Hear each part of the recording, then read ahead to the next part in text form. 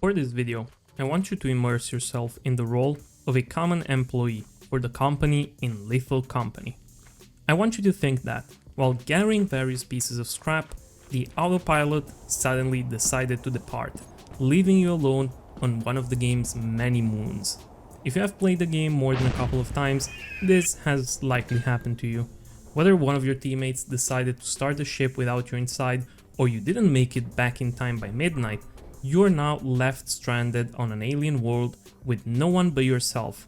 And, well, it's many inhabitants. So now the question begs, how could you survive? This video is not one that will take into account the game itself, explaining what kind of mechanics and numbers you should make use of in order to survive monster encounters and gather as much scrap as possible to hit that quota.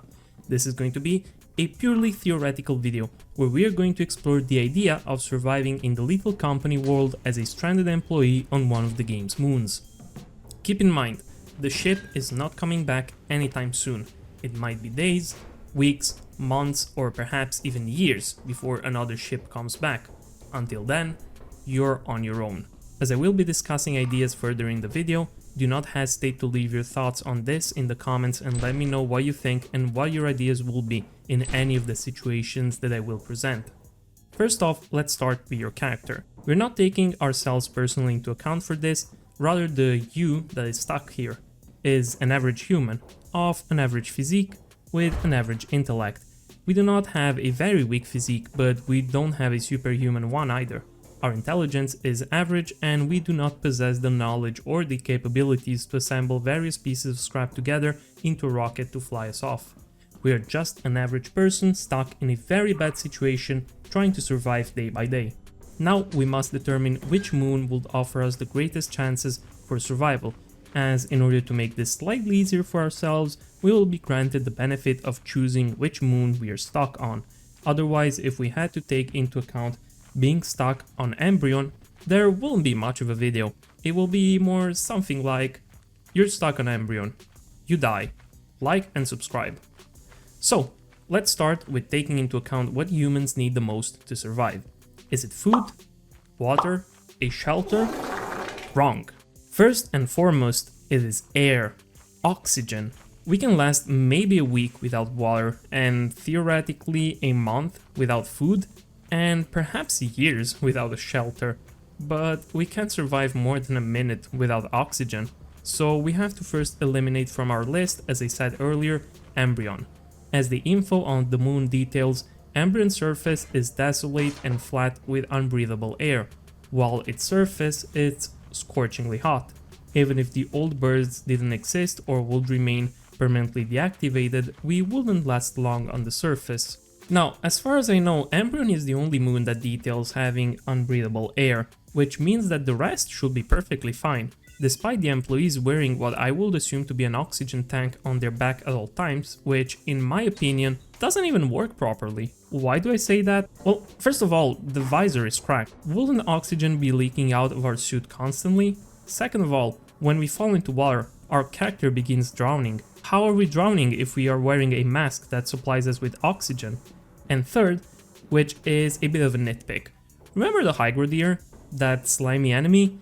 The way that the Hygrodere works when attacking is that they convert biological stuff into their own mass, leaving non-biological material intact, which explains why if we are killed by a Hygrodere, we can still recover a completely hollowed out empty suit.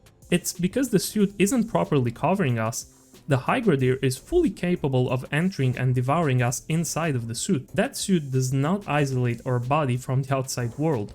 The entry for the Hygrodere also states that it is attracted both by warmth and oxygen, and that's how it is capable of detecting us. While this could indicate that there is no oxygen all around us and the Hygrodere is attracted to the oxygen located inside of our suit, I think it's actually our body warmth that is attracting the Hygrodere.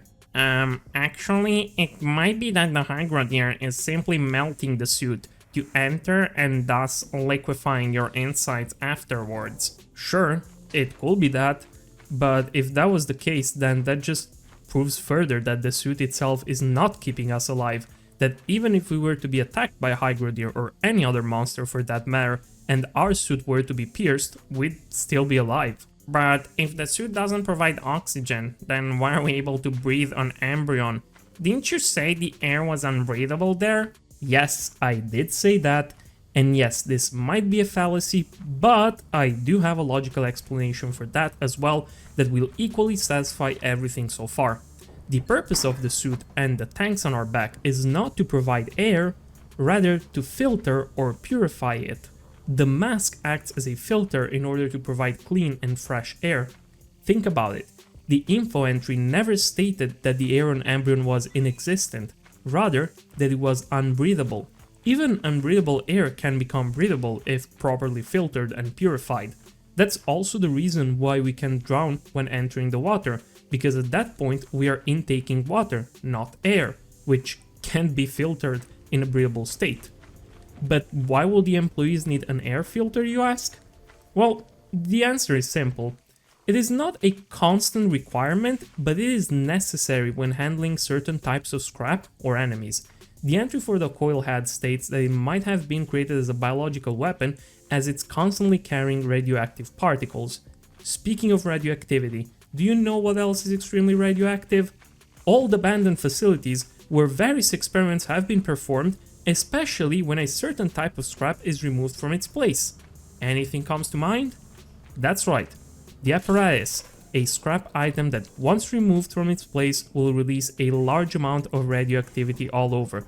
The game itself details 17 MSV of radiation when picking up the apparatus, which honestly is quite a lot to receive all of a sudden. Definitely not a good dosage to intake without any kind of protective gear. So, now that we are on the same page, we can clear this out of the way. The air is breathable and the suit is not required for our survival excepting on Embryon, which we wouldn't be picking as our survivor moon anyway. With Embryon out of the way, I think we can also safely eliminate Rend, Titan and Dyne for obvious reasons. The climate is extremely cold and we will likely freeze to death very soon. Also, with only blind dogs, giants and leviathans outside, it will be unlikely for us to survive in the first place anyway. The inside manor might be a solution to that, but good luck evading a possible jester for too long. The next moons that we should get out of the way are going to be experimentation, offense and assurance. The reason is similar as before. The climate seems to be very hot and they are mostly desert. Experimentation seems to be far better when compared to offense and assurance, but I guarantee you that we have much better options. Now, only 4 viable choices remain in terms of climate and biodiversity that will allow us to survive: Artifice, March, Vow and Adamants. The question is, which one out of these is the best choice? Well, while Artifice could seem tempting at first with the amount of abandoned warehouses and technology left behind that will grant us an easy shelter, I feel like the risk far outweighs the rewards. Old birds are often found there, and I doubt we will live long enough to even maintain a proper shelter if any of these bad boys will start rampaging. And yes, I know I've previously mentioned that we're not taking into account game numbers and mechanics in this video, but even from a logical perspective, Artifice will be teeming with dangers, and so will Adamants. With the choice left between March and Vow, I feel that Vow wins the race, as it will probably be the least dangerous. Now that we have picked the moon we are most likely to survive on, let's analyze what Vow offers us. First of all, the climate seems good. Not too cold, not too hot. Perhaps it might tend towards being warm, like a tropical climate, but it will still be fairly survivable even if that was the case. With the amount of vegetation it presents, we could theoretically find various roots, berries and plants to consume in order to eat. But the only problem is that we wouldn't be sure whether they'd be poisonous or not. But that is a risk that we will have to take, as literally everything might be poisonous or unsuitable for consumption.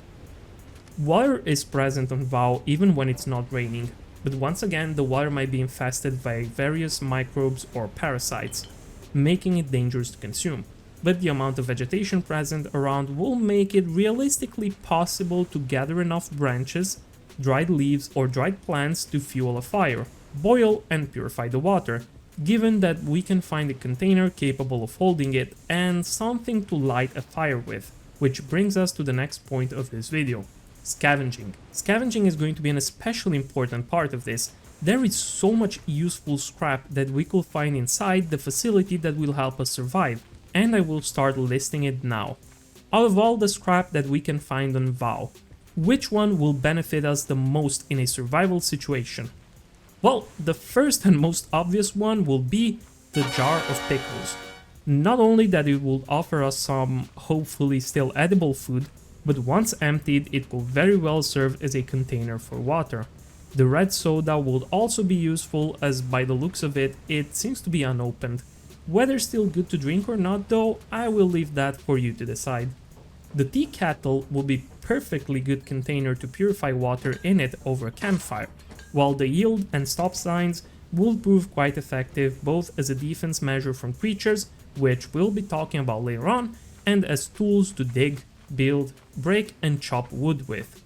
But one especially useful scrap that we could find will be the magnifying glass. It will prove extremely useful to light fires with. So, for now we solve the water issue.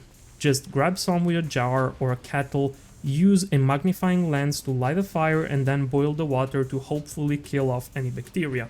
While this isn't entirely a foolproof plan, it will definitely raise our chances of survival. Now, with the version 60 update, a new interior has been introduced into the game, the mines. This is actually going to help us greatly in our conundrum, as the mines currently provide the safest interior in the game, provided that we never take the elevator to go down. The entry area will prove great for shelter and to protect us from outside creatures. Neat. But now we have to start thinking about food, and I will say that VOW provides plenty of options. The outside vegetation is rather dense and it's likely we could find some edible roots or berries, although there is always a small risk that they could be poisonous. But hey, let's not be negative here. Anything could or could not be poisonous, and the only way to survive will be to try things in a very small dose and hope that they wouldn't kill us off immediately. Of course, if you fancied some meat, you could always attempt hunting down a creature or two. While forest giants and blind dogs might prove difficult targets, tulip snakes might be right up your alley. As long as you wouldn't let more than a couple fly you high off, they could be easily skewered and roasted over a nice fire. You might think that manticoils might make for even easier targets, and while this could be true as manticoils are rather harmless, I would recommend against eating one, as their entry file clearly reports the manticoil being capable of transmitting rabies, rubenchloria and the pit virus. It is unknown what the last two diseases are, but since they are being put on the same level as rabies, I would reckon nothing good will come out of contracting one of them. If one were to feel a little bit more adventurous, hoarding bugs and snare fleas could also prove to be an excellent source of nutrition, with insects being actually extremely rich in protein, but that will require delving a bit deeper within VOW's mines, exposing oneself to the risk of brackens, hygrodires, thumpers and other dangerous creatures present within the facility. But there you have it. Although risky, one could theoretically survive if left stranded on one of Little Company's moons, a choice which, when compared to being hurled into the empty void of the space for missing quota, could sound pretty tempting even. Survivability will certainly not be impossible. I think the greatest threat we might face in this scenario will be our mental stability, as days spent running from monsters or hunting them for sustenance will eventually take their toll, slowly gnawing our sanity. I hope you enjoyed this video. I know it wasn't anything too special, I kind of just thought of this idea one night randomly while laying in bed and decided to explore it further the next morning, eventually turning it into a video for fun. As always, don't forget to like and subscribe to this channel. While I mostly post RimWorld related content, there is going to be other games as well being featured. I would like to thank as always this channel's members. If you would like to support me and become a member as well, you can do so by clicking the join button down below. And now, I wish you a good night, and I will see you in my next video. Until then, bye bye.